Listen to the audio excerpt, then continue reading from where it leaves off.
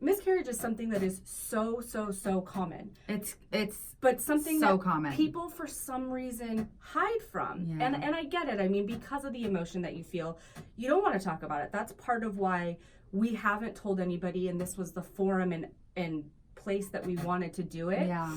Because it's a little easier from the standpoint of we don't have to have that conversation over and over again, but also cathartic to help you heal and to figure it out, but then to also try to help somebody because, you know, in this journey, talking to people who have had similar circumstances, right, it's helpful. Yeah. But they don't talk about it all the time. No, they don't. You know, they don't. And they sometimes hide within themselves. Right. So, and I feel like partners do that because I feel like they are overlooked because everybody goes, oh my gosh, you are the one that's going through it. That's right. And they forget, it was just as much the loss of a child for your partner or your spouse as it was for you. But and you know, in our particular circumstance, we've been together for 14 years. We've been married for almost 11. We've waited a very long time on purpose. You know, it's the first time we've ever tried. It's all of these things. So for us, it was a huge deal to even pull the trigger, so to speak. Right. You know, and then to go on this emotional journey of the level of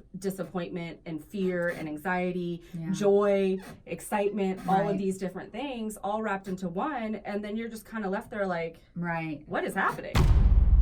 Welcome to Perfectly Imperfect with Beautiful Disaster. These are the stories of our tribe. They are important, powerful, and will undoubtedly change you. Hi, everybody, and welcome back to another episode of Perfectly Imperfect with Beautiful Disaster, where we share stories of this incredible tribe. And I'm very honored and excited to have one of my best friends here in the studio today, Tiffany. Say hi to everybody. Hi. And, you know, we talk a lot because we do. We're best friends, and right. That's what best friends do. And we were talking about some pretty important and deep topics, and we said, you know what? This is definitely something that the tribe needs to hear, and women need to hear, and people need to hear in general. So I do want to warn you that it's going to be about some sensitive topics, and you know, our opinions and how we feel on these topics are in no way a recommendation of how you should feel about anything.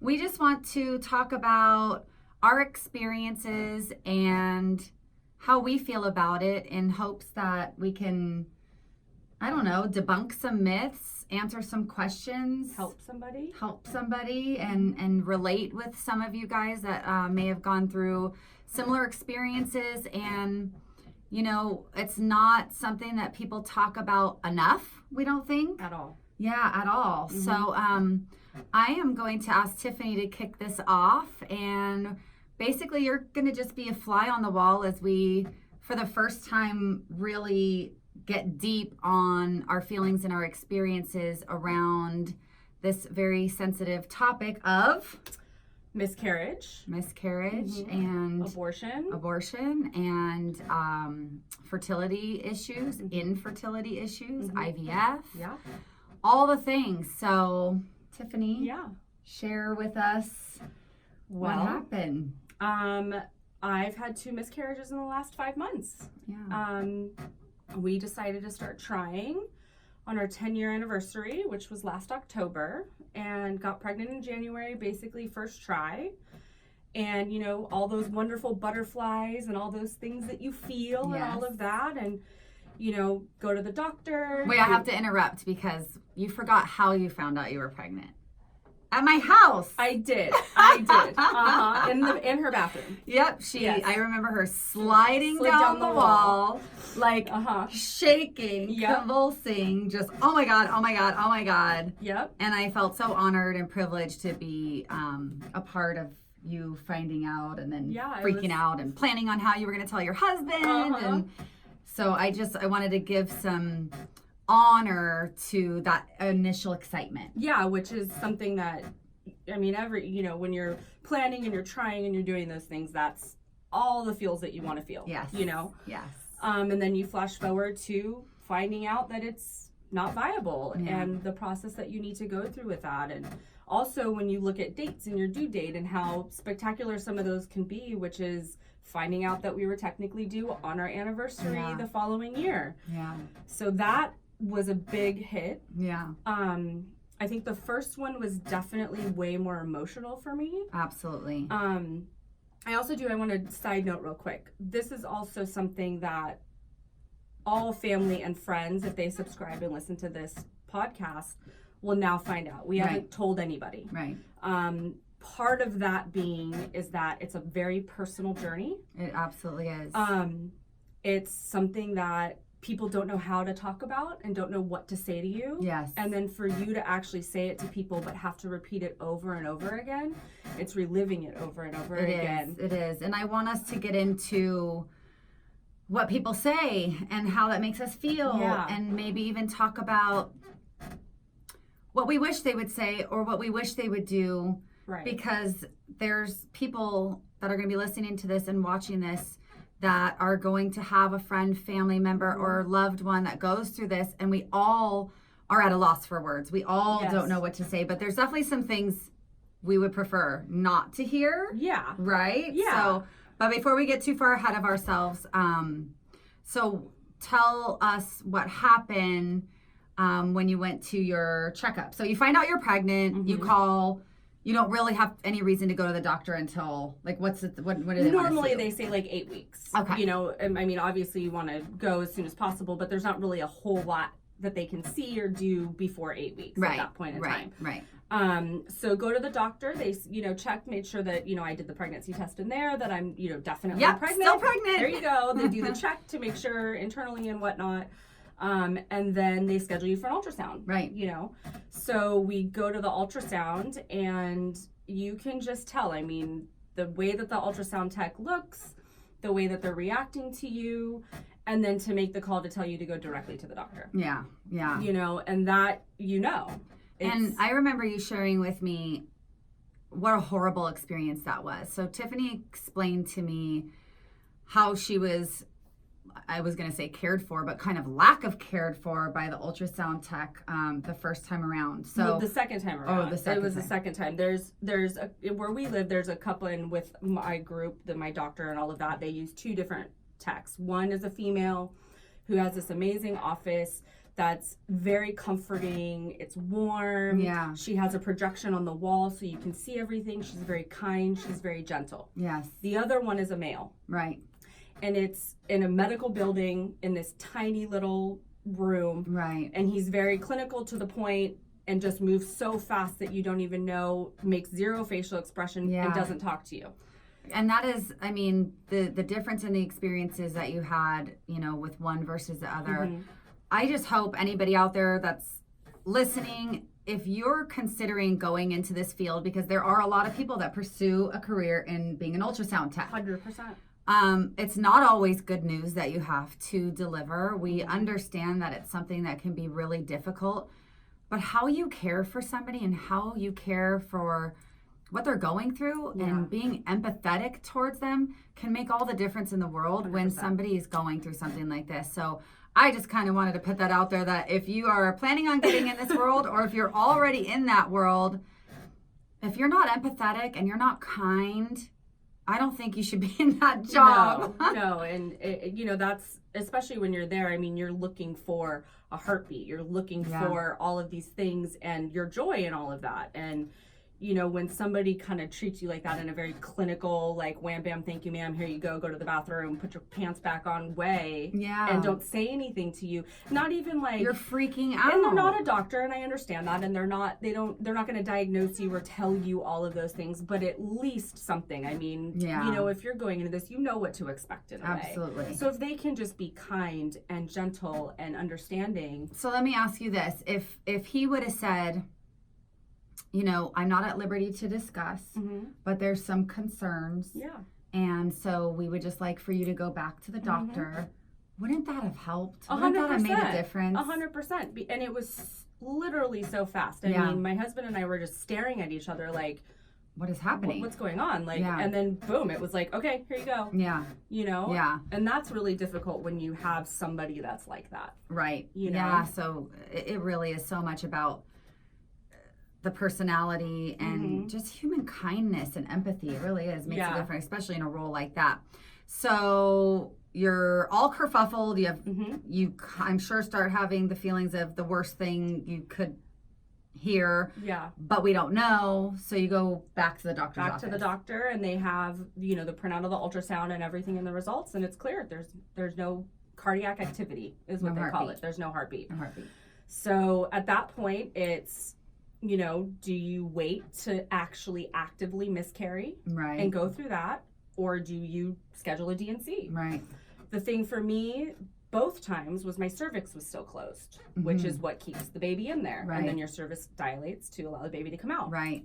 So my cervix was still closed, even though there was no heartbeat. The baby wasn't viable. Nothing. Your body wasn't preparing to let it go itself. Right. Got it. So talking to the doctor and all of that, we made the decision to have a D&C both times because emotionally, and I literally praise women who go through this and don't have a D&C, and some know that they're miscarrying and some don't know, Right. but the ones that And do you didn't that, have any, you didn't, until you found out, like, you didn't have any cramping, you didn't have any issues, no bleeding. No. Right. No, not at all. So it was, the doctor just said, you can choose to do it naturally if you want to, but you can have anything from regular period cramps to almost labor-like.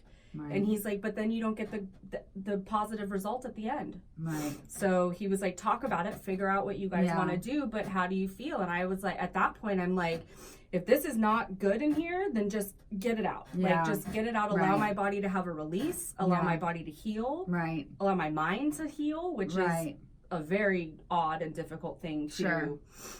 to deal with, And just in especially general. just living in that gray area of not knowing when it's going to start, not knowing when it's going to end, not knowing how bad it's going to get. Right. And just leaving yourself in that trauma. Right. Of just and waiting. then also your partner. I mean, Yeah. we, as women, sometimes who carry and to do all of this, we forget, or we get so wrapped up in our own emotion that we forget that our partner is also going through this with us as well. Right. And to watch them and to see them, and of course they look at us like it is happening to my wife or my Right. partner or whatever it is. And so they go into survival mode and help mode and want to take care of you, but they also are having their own emotions And that's about such all a good this. point. Like, do we ever really talk to them about it? Like, do we Right. ever check in with them about how they're doing? Right.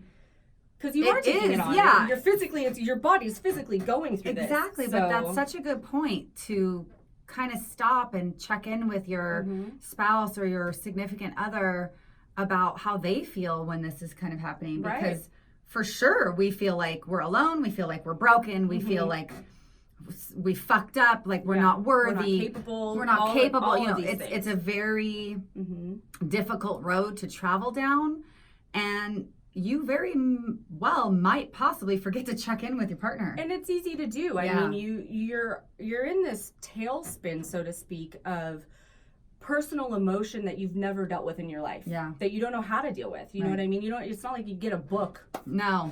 that says, here, when this happens, do these this, 10 yeah, things and right, you'll be fine. right, You know what I no. mean? And everybody deals with it differently. Yeah. Some people, I mean, miscarriage is something that is so common. It's But something so that common. people for some reason hide from. Yeah. And I get it. I mean, because of the emotion that you feel, you don't want to talk about it. That's part of why we haven't told anybody, and this was the forum and place that we wanted to do it. Yeah. Because it's a little easier from the standpoint of we don't have to have that conversation over and over again, but also cathartic to help you heal and to figure it out, but then to also try to help somebody because in this journey, talking to people who have had similar circumstances, Right. it's helpful, Yeah. but they don't talk about it all the time, No, they don't. They don't. and they sometimes hide within themselves. Right. So, and I feel like partners do that because Right. I feel like they are overlooked because everybody goes, oh my gosh, you are the one that's going through it. That's right. And they forget it was just as much the loss of a child for your partner or your spouse as it was for you. But and in our particular circumstance, we've been together for 14 years. We've been married for almost 11. We've waited a very long time on purpose. You know, it's the first time we've ever tried. It's all of these things. So for us, it was a huge deal to even pull the trigger, so to speak. Right. You know, and then to go on this emotional journey of the level of disappointment and fear and anxiety, joy, excitement, all of these different things all wrapped into one. And then you're just kind of left there like, what is happening? Yeah. You know? But you got back on the horse. So to speak. Yes. And we got pregnant again. Yeah. So getting pregnant, not an issue. Not an issue. Not an issue. Clearly not our issue. Yeah. It's just keeping the little fugger in there. Yeah, basically. yeah. So you were able to, so talk about that. How did you justify the first one? Like, it happened, you know, what are some of the things that you told yourself to give yourself enough strength and resilience to try again? It's your bad seed. Okay. It's your one that is just, it wasn't meant to be. Right. Because, you know, in these circumstances, you know, up to 80% of this type of thing is chromosomal abnormality. Right. You know, wrong chromosome numbers. Right. Something goes haywire and it wouldn't have resulted in a healthy pregnancy anyway. Right. So, you know, you tell yourself all those things. You try not to go to, I'm broken. Yeah. I can't do this. Yeah. You know, my body's saying no. Something's wrong with me. This isn't meant to be. Right. You know, you have all of those things, but at the end of the day, like, I try to be a really positive person and I try to rationalize things the best that I can. Right. And it was, okay, it was our bad seed. Okay. It's not, I can clearly get pregnant. That's not an issue. And this is not something that's uncommon. No. I'm not the first person. I'm not the last person. No. Right. And two, I mean, to the beginning point also, you know, I had an abortion when I was 19. Right. So you think about that. Right. Because then you go, karma. You know, is it karma? Did I mess something up in there by doing that? Like, was this the outcome of that anyways? Right. Do you know what I mean? Because obviously you don't get tested for viability when you're going to do that on purpose. Right. You know, so you have all of these flood of different things. Right. You know, and it does. I mean, it makes you feel like you are inadequate. Right. That you're broken. Right. And all of this. But I don't choose to believe that because I'm not. No, you're not. And I'm not incapable in any of that. And I do believe whatever our journey is going to be our journey. Yeah. You know, whatever, you know, this universe wants for us, it will happen. And we're okay either way. Yeah. Either way. Going with the flow. Yeah. So you got back on the horse. Yep. And got pregnant in July. Gave your body time to heal. Yeah. So what was that like? Did your cycles go back to normal relatively quickly? I feel like yes and no. I mean, the things have been a little bit off. My period was, you know, a little late. One was like 1 day, another one was like 3 days. Like, it was really kind of all over the place. Right. And at that point, we weren't like trying, and I wasn't really even tracking ovulation or anything. I didn't even do that the first time. Right. But my body's very apparent when it's ovulating. Right. So we were just on vacation, and I wasn't worrying about it, and we were just having fun and didn't even think about it, and then literally was like, okay, my period's like a week late this time. Right, but you were still a little bit in the things haven't been regular. Yeah, so I'm not like, and then all of a sudden it went to 10 days, and that's when I told you, and I was like, girl, you need to go take a test. So went and got a 3-pack of tests, and bam, bam, bam, took them home, and my husband came home, and I took it out of the bag and said, this is what we got to do. Yep. And I was floored when it said pregnant. I could not believe it. Okay, so stop right there, because when you've gone through a loss, that a bit of that joy and that excitement of a positive pregnancy test gets, I believe, a little bit robbed from you. 150%. So how did you feel when you saw those pregnancy tests after going through what you've been through? Well, I didn't believe it at first, so I immediately took out another pregnancy test and I peed on a stick again, and they both said pregnant. Yep. So I still actually have them in my underwear drawer. Right. No joke.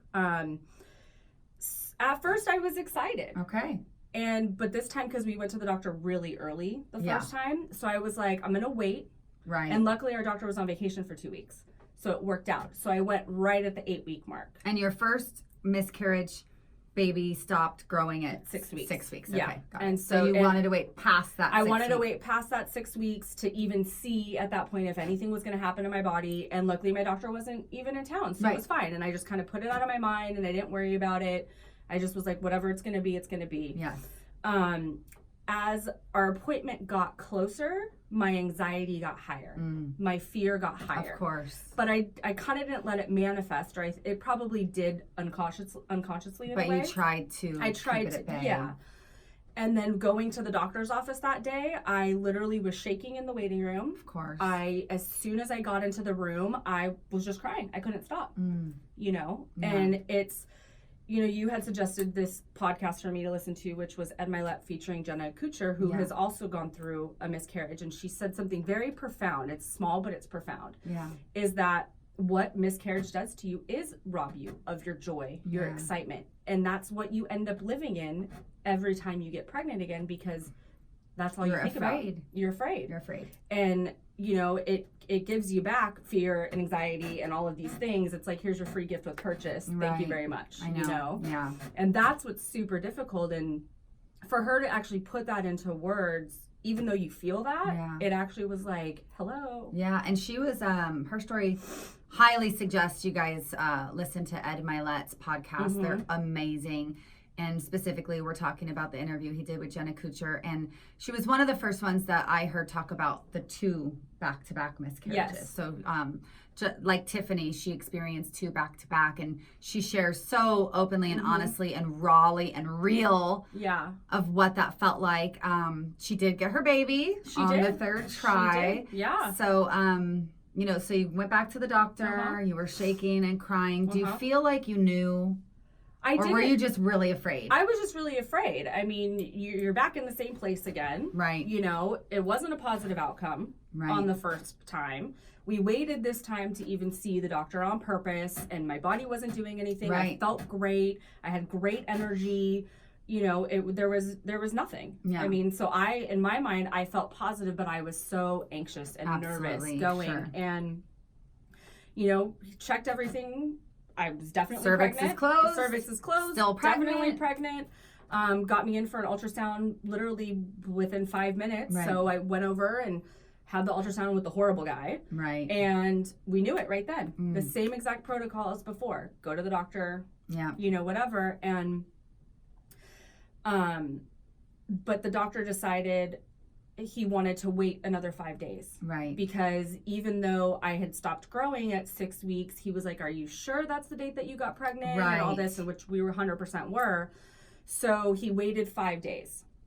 And that's when we went back to the really great ultrasound tech. Right. And she knew, you know, I mean, she even said, like, you don't have anything blocking, you know, you're thin, like all this stuff. So it's not like you would be able to see. Right. And it was clear. Yeah. You know, it was very same clear. Thing, 6 weeks. Yeah, same thing. Stopped growing at 6 weeks. So basically I was not actively miscarrying, but it was going to happen at any time. So the doctor just called and said, you know, there definitely isn't any heartbeat. So he goes, I put you on the schedule for 2 days later for the DNC. He's like, obviously make your decision what you want to do. And I just said, okay. Yeah. You know, and that time the first time I had a flood of emotion that went over time. Right. Floods. Right. Things peaks and valleys. Peaks and valleys. This time, I literally had the biggest breakdown I've ever had in my entire life. Just full release. Volcanic. Unbelievable, like hyperventilating. My husband had to like stand me up, put my head between my legs type of thing. Right. Calm down. And then the rest is manifested more physically. Right. This time than emotionally. Because I think, unfortunately, you gain the tools of how to deal with this because you've been through it, which is not necessarily fortunately tools that and you want. Unfortunately, yes, it's not tools that you want, but it's survival. Exactly, your body, your brain, they just begin to prepare you. It's what happens if you've been through any type of trauma, if you've been through any type of loss, if you've been through any type of injury. Unfortunately, you become equipped with tools that you wish you didn't have, but now you have. Now you have. And it's part of why you're in here right now. Right. You've been equipped with these tools, and this is a road and a path that you've walked down. And, you know, you shared with me that, gosh, this really isn't something people talk about. It's not. And you're so brave for wanting to talk about it. And I know there's a lot of women in this tribe that have been through it. Yeah. They've been through worse than what we've been through. They've been through, some of them are going to go through it and they don't know it yet. Some of them you know people that are going to go through it. And so I'd love to talk about how this should be handled by people, right? And we're not the lawmakers, this isn't. No. But there's certain things that, so for instance, and we're going to be super open and honest here. Yeah. For instance, every step of the way with your first pregnancy, I was incredibly positive. Like, this is it. It's going to stick. Yeah. It's going to work. It's going to stick. Yeah. It's going to work. Because I really believed that in my heart. Yeah. And when it didn't, I was devastated too. When you got pregnant again, I was the same way. Exactly. It's going to work. It's going to stick. It's going to work. It's going to stick. Was that the right thing to do? In my opinion, for me personally, yes. Also, I mean, we're best friends. So it's, I mean, we have a relationship. So we know each other deeply. And so I think that how to handle those things personally with me. I think that it's also individual. Yeah. How you feel. Right. You know what I mean? So if I didn't have the, you and my husband, who are the two people that knew at that point in time, I don't think that I would have been able to go through it the way that I went through it. I think that you need positivity. Yeah. You need all of those things. Sometimes you just want to be like, F off. Like, no, this is clearly something's wrong. Like, thanks for all the positivity, but it's the only thing that really was helpful for me, because it's a painful thing to go through. And if you live in negativity around it, you're going to manifest negativity on another level. Yeah. And I don't want to be in that. I don't want to be in that type of cesspool of something. Right. I want to be positive. I want to be healthy. Yeah. I want my mind to be clear. Yeah. And when you go to negative, I feel like for me personally, and I don't share some things, then it eats you. 150%. I so believe that you are your feelings. 100%. And like when I said manifested physically, because we haven't shared this openly at all. And that's part of why I wanted to sit down and have a discussion to share it. And I know some people may be upset by that or whatever, but it's our personal journey. And I don't make apologies for not sharing it with anybody. Right. Because we needed to go through it ourselves. Yeah. And not constantly relive it. So let's talk about that. Let's talk about what it feels like to be selective with who you feel comfortable telling. And let's talk about, should we apologize for that? Like, I want people who didn't know, and now they know, to just stop for a moment, and it's not about you. Right. It's not about them. It's about her husband, her feelings, her emotions, and how she wanted to deal with it. So while that may come across offensive, or you might think, oh, does she not love me enough to tell me? It doesn't have anything to do with that stuff. It's a painful thing to go through. Right. Part of not wanting to have the discussion with anybody about it was, we didn't want people to know that we were even trying, because we didn't want that pressure. Yeah. We've been together a really long time. That's a very big question mark for so many people with us. Right. Do you know what I mean? And so we just wanted to experience that on our own and have that joy on our own. Right. And then subsequently not having joy with it and going through that, it became something bigger. Yeah. And for us, we just didn't know how to share that or want to at that point in time. Yeah. We just needed to kind of go through it. Yeah, you needed to navigate the feelings, and you came to a conclusion, just like other people come to a conclusion. Some people might decide, okay, it's time to tell our family. Right. You decided, you know what? I want to turn this experience and this pain and this trauma into something that could help other women. Yeah. And you picked a platform. I did. Just because you picked this platform doesn't mean it's any more wrong or right than the platform that somebody else decides to pick. Absolutely. I mean, and you're going to deal with it in your own way. Yeah. Whatever works for you. I am a firm believer of not letting it fester. Yes. Because especially if you're trying and you're going down that, you need your body to be in tip-top shape no matter what the outcome is. Yes, that's what I was going to say when you were talking about positive vibes and positive energies. Like, I so believe that you really are what you think. Yeah. So if you would have chosen to isolate and be afraid and not tell anybody, And I think you tell the right people because you know I'm always going to be a cheerleader for you. Well, there's no way you are the only person that literally there was no way you wouldn't know. 100%. Like, so 100%. there was a non-negotiable. I didn't have a choice. Yes, but I will always be a cheerleader for you. Yeah. But I truly do believe as well that if you stay in fear and you're afraid and you're scared, that manifests in your body. It really does. And that's not good for the baby that you're trying to cook, no matter what the outcome is. And I know in these things, people can feel very alone. You know, they can feel like they can't tell people. Yeah. You have a huge level of disappointment personally already. Absolutely. And then especially if you've already shared with your family that you guys are trying or this is what your goal is. And then having to go and to share that information of that, the disappointment that comes from them, and not because you've done anything to disappoint them, it's just the process of it. Like you feel disappointed. You do. Absolutely. You absolutely do. So Tiffany and I have similarities in our story. We do. But they're different. And we want to talk about this too because my husband and I tried to get pregnant for 5 years unsuccessfully. We tried on our own for about a year, and that's when we started going to doctors and finding out what the frick is wrong. And nothing was wrong. So I had what was called unexplained infertility. Lots of you guys are probably familiar with this term. I'm sure. Which means the sperm looks good, the eggs look good, your uterus looks good. We can't find any reason why you can't get pregnant. Okay, so then we decided to escalate it a little bit, and we started having IUI. So that's interuteral, something like that, insemination. So they take the sperm, they make sure it's perfect. They pull out the bad sperms. They only give you the good sperms. They wait till you're about to ovulate, and then they turkey baste you. Pretty much. And they put it right like where it needs to go.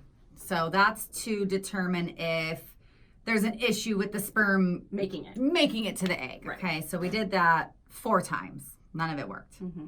So, during that time, I didn't feel like I had miscarried because I was never pregnant. The sperm didn't make it to the egg. It's just like every other freaking time. Yeah, it just didn't happen. It just didn't happen, right? So those ones didn't really take an emotional toll on me. It was more probably disappointment that hit you. Yeah. Like, why isn't this happening? I don't understand. I think that's when I started to think, what's wrong with my body? Like, why can't my body do this? Yeah, why can't it do it on its own? Because, by this time we're at like the 2-year mark. 2 years, pretty long time to be trying without ever getting pregnant. And mind you, I'd never been pregnant in my life. No mishaps, nothing. No mishaps, I was never, in the position to make a difficult decision like you did, which I fully support your decision. So then when those didn't work, of course, the next step is IVF. Yep. So we decided to do IVF, and we did an egg retrieval, and they were able to harvest, I think it was like 16 eggs. And then we went in for my first ever implantation, whatever the hell they call it. Thank God I forgot. Putting the baby. You know in what there. it's putting the embryo in. Yeah. So if you don't know anything about IVF, it's already an embryo when it goes in. Yes. So when you get pregnant and the sperm meets the egg, it turns into an embryo as it's starting to develop, right? So that's when you're technically pregnant. So having IVF and seeing our fertilized embryos in a petri dish, I know it's a little creepy. It's what it is. And they're not very cute. Wow, that's our egg and our sperm finally together. Yeah. Like that's an embryo. It's the beginnings of a baby. So having those, we elected to put 1 in because I was really freaked out about putting in 2 and twins and this whole thing, right? You hear IVF and Octomom, and I'm like, oh my God. Man. We're putting in 1. We're putting in 1. So you put 1 in, and basically you wait to see if you get your period. How long do you wait? Just until if your period comes? I think, right. I don't remember exactly, but I want to say it's around the same time, because when you would get pregnant to when you would miss a period. Yeah, so technically on your normal cycle. Right. Yeah. So I remember the first time after having an embryo implanted, getting my period, is when it all hit me. because I let myself feel pregnant. Of course.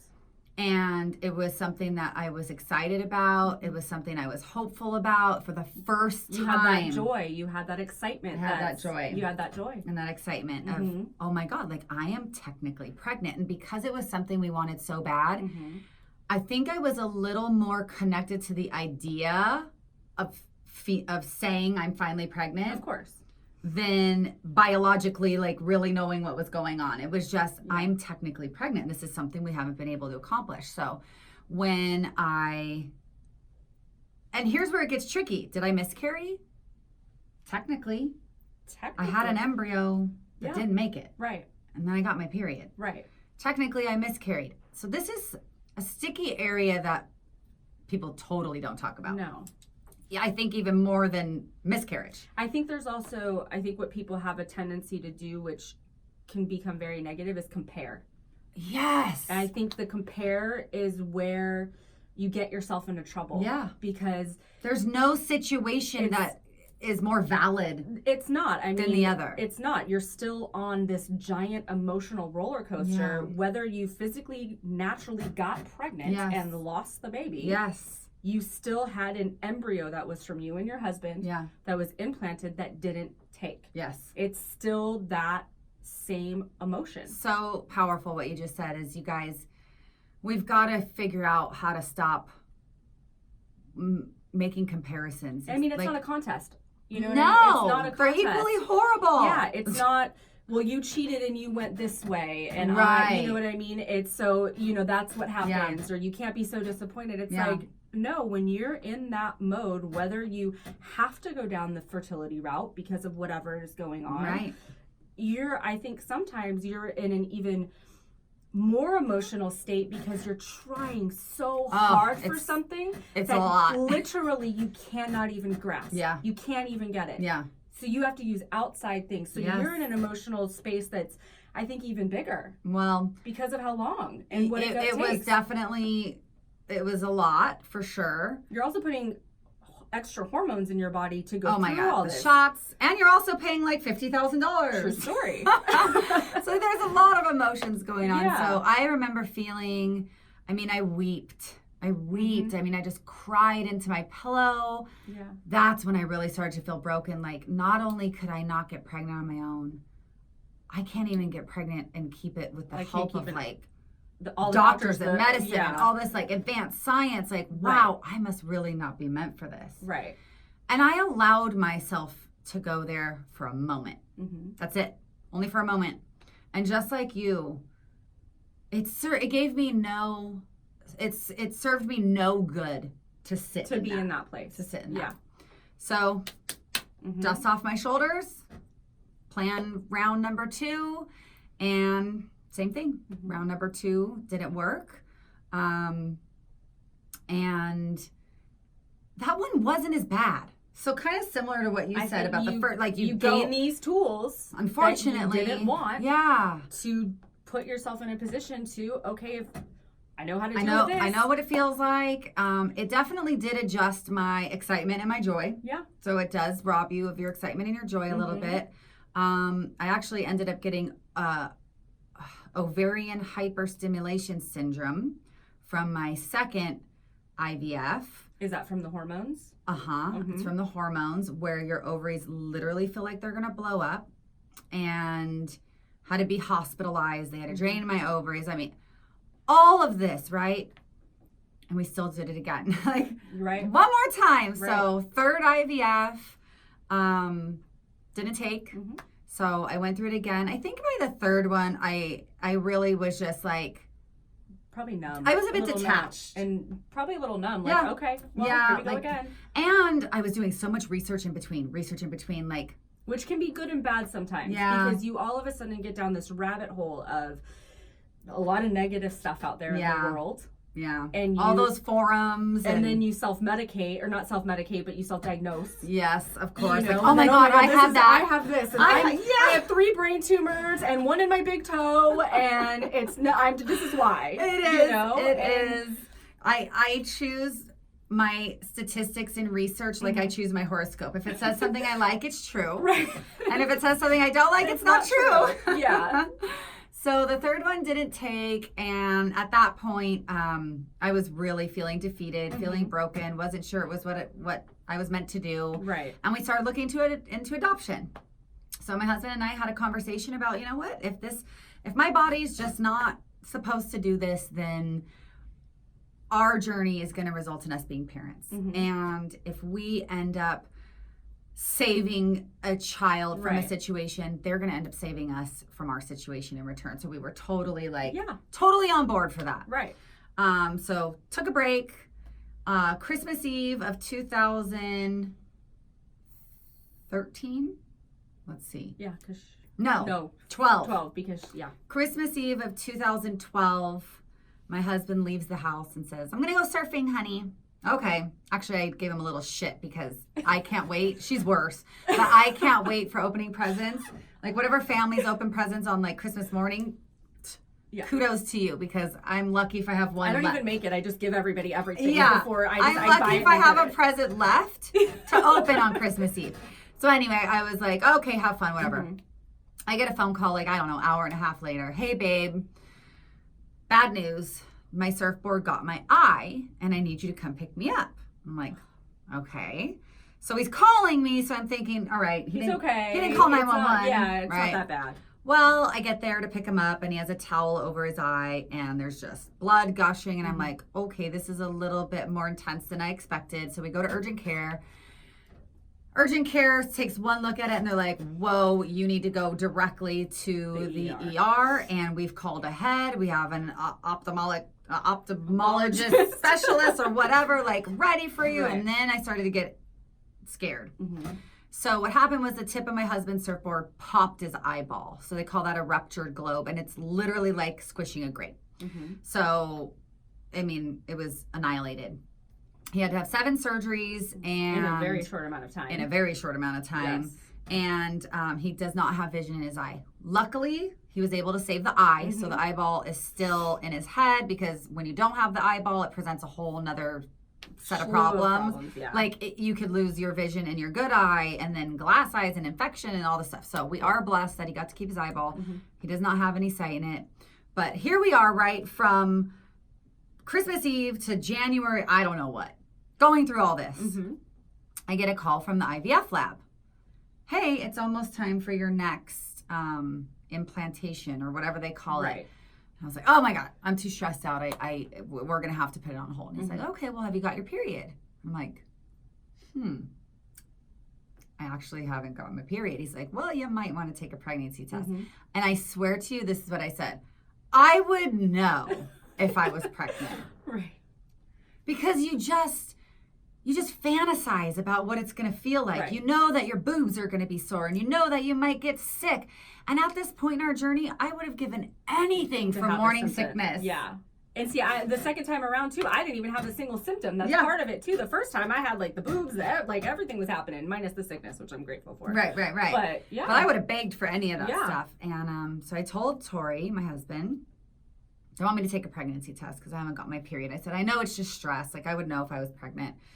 So I have this on video too. It's actually really funny. I'll try to dig it up, because my poor husband is like one eye is closed. Big old bandage on his head. He has like a beard grown in because he's been in surgeries and hospitals. I look a wreck because I'm stressed out from everything he's going through. And so we just decided to video it. We decided to video, well, if I'm going to take a pregnancy test, let's see what happens. Yeah.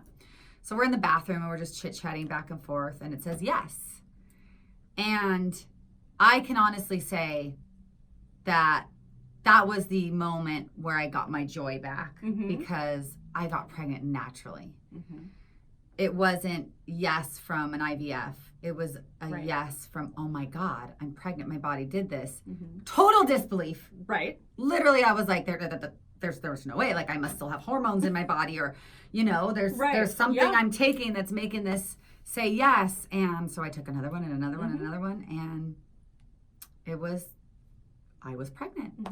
And I told all my closest buds and very early too. Very which early. Is surprising considering the road that you guys had been on for so long. Yeah. That you were able to actually be positive enough and know in your mind and your heart that this is I gonna just work. believed in my heart and soul that after everything we went through, this was it. Mm-hmm. And there are women that felt the same way as me, Mm-hmm. and it didn't stick and Right. it didn't turn out. And I can't speak to that because I cannot imagine how I would have felt losing 3 embryo pregnancies, getting pregnant for the first time in 5 years, and it not sticking. Thank God. It did. It did. Thank God it did. And I have my beautiful, gorgeous daughter. But that shit was hard. Mm-hmm. It is very difficult to walk through any of these paths where you feel broken, where you feel like you can't do something that every woman is supposed to do. And I know this is kind of a long one, but I want to get into this. It feels like everybody on the fucking planet gets pregnant when you're trying to get pregnant. Oh my, do you understand that we know like 10 people that are pregnant. One just actually had a baby this morning. That she was pregnant at the exact same time as when we got pregnant in January. And she was due the end of October just like us. And they literally just had, and I keep seeing other people post like, I'm pregnant. And I'm just like, and is it because you're hypersensitive? It is. Is it the reality that everybody and their mom is pregnant? I think everybody's always pregnant all the time. I mean, that's what it seems like right now. I so want to talk about this because it's okay that we felt that way.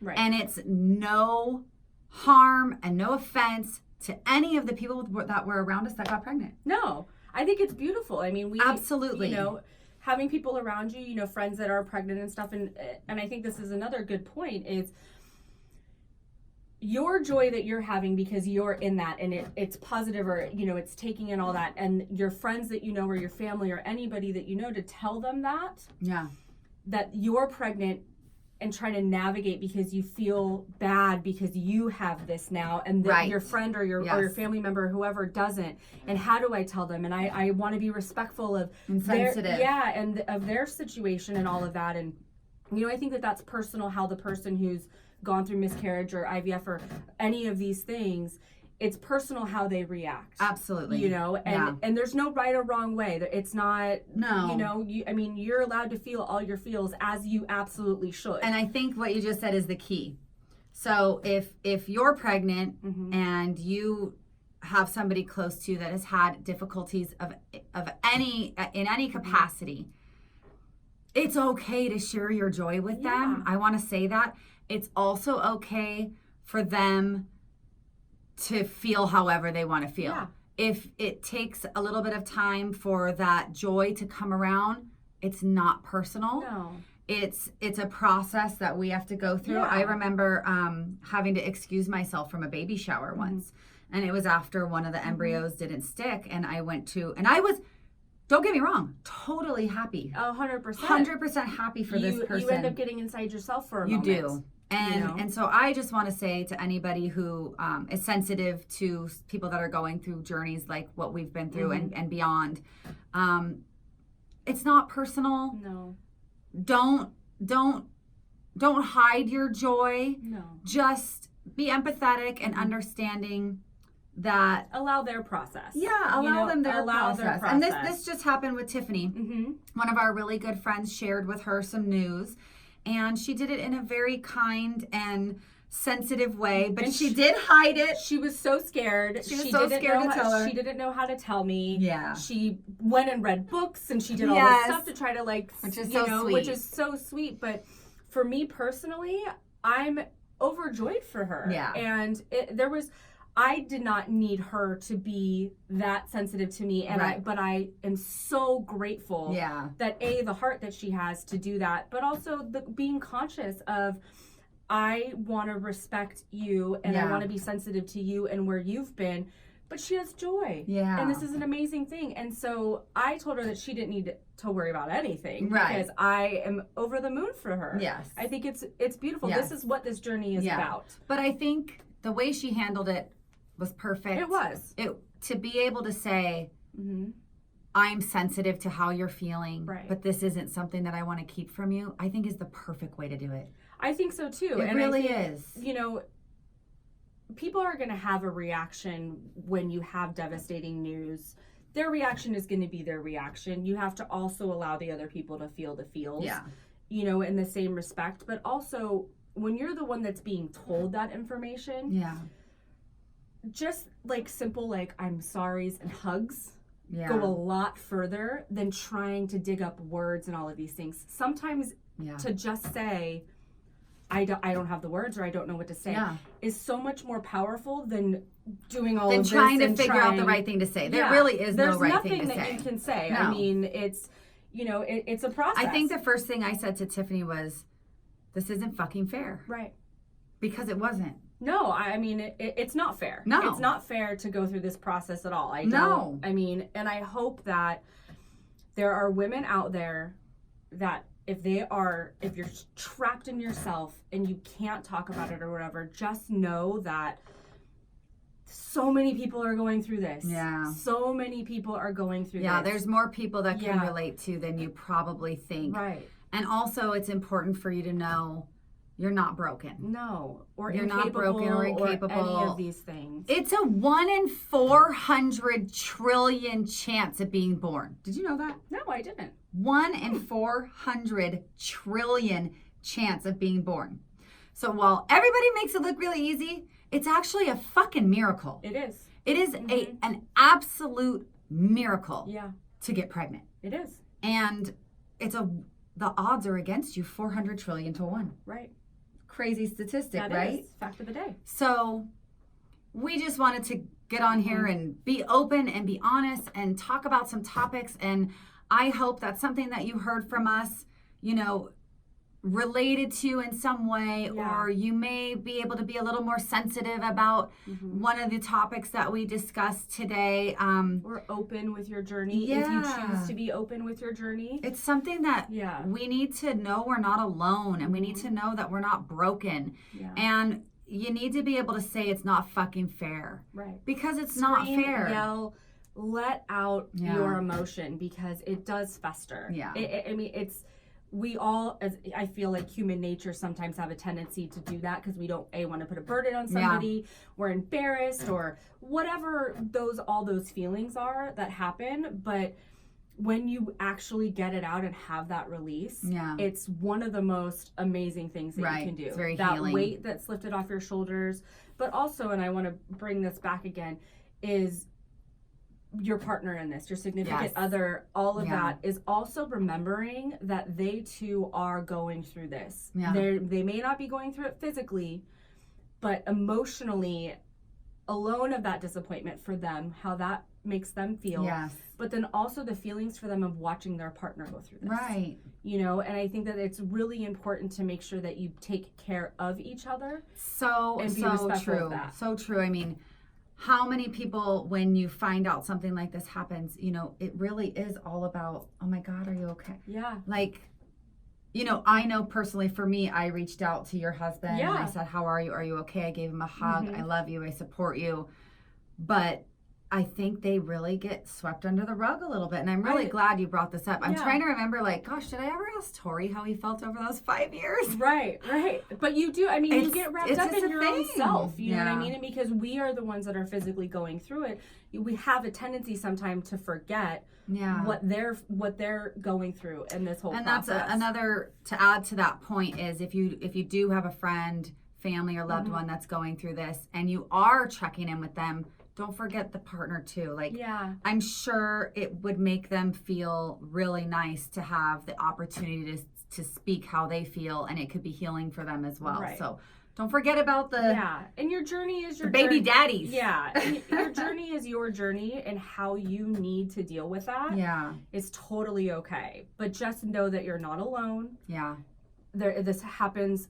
It's such a common occurrence that people don't necessarily like to talk about for multiple reasons, which is understandable. But you're not alone.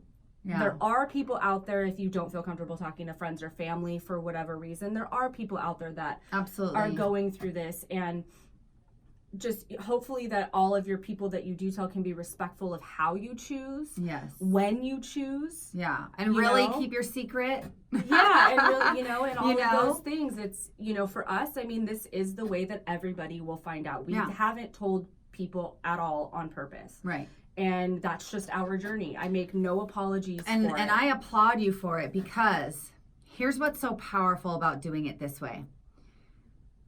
They have to hear you out. Yeah. And they will have a deeper understanding of what you went through, more than you could ever probably have the opportunity of explaining to them. Right. So by not telling them in person and telling them through this platform, you are giving them so much more of your heart that you probably wouldn't have been able to put into words right in that one-on-one phone call. You don't. I mean, and doing it over the phone and all of that too is beyond generic. And when you live so far away from whoever it may be, do you know what I mean? That's hard too. But I mean, it's just a very weird place to be in. Yeah. And to be able to express it in any way, however you choose, is a good thing to do. But you've got to, you can't sit with it and let it fester. So we hope that if you guys out there, are going through anything similar or beyond, that you understand that you're not broken, and you absolutely can reach out to us. You can comment down below. You can always email info@bdrocks.com. We're happy to talk to you personally if there's anything that you relate to that you just want to confide in somebody about. We're absolutely here for you for that. And Tiffany, thank you so much for being so open and honest and just being amazing. Thank you for giving me and Tom the platform to be able to do that. And we just hope that we chose to do it this way with the intention of, if there is even one person out there that is struggling in this situation or process, they can find that hope and joy again and that positivity to get themselves up and to move forward. Yes. So I'm sure I'm going to ask the question that everybody's going to ask. Are we trying? Not are you trying, but are you open to trying again? Yes, of course. The doctor just said right now, don't get her pregnant, because clearly that's not the problem. So we can do some tests and whatnot, but we're not going to make this a concentration of our whole life. Though. Right. That's the one thing. I did that. Yeah. It is all consuming. Yeah. It was, for us, it was a little hard to avoid because it just went on for so long. Right.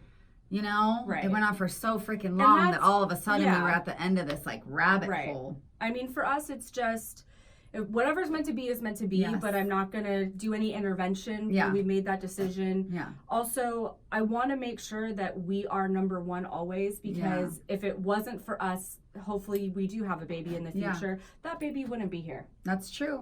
And I want to keep your marriage and your relationship solid. That stays. And, in this process, we've grown a lot closer, which is pretty hard to do, but it makes you. I can relate completely through those 5 years, Tori and I mean, we went from, we're not sure we're going to have kids in the beginning of our relationship to full blown. We love each other so much that we want to have a kid because it's ours. And that was our exact process at the beginning. Yeah. And then freaking 5 years later, we were like, well, shit. What's what happening? The hell do we do? Yeah.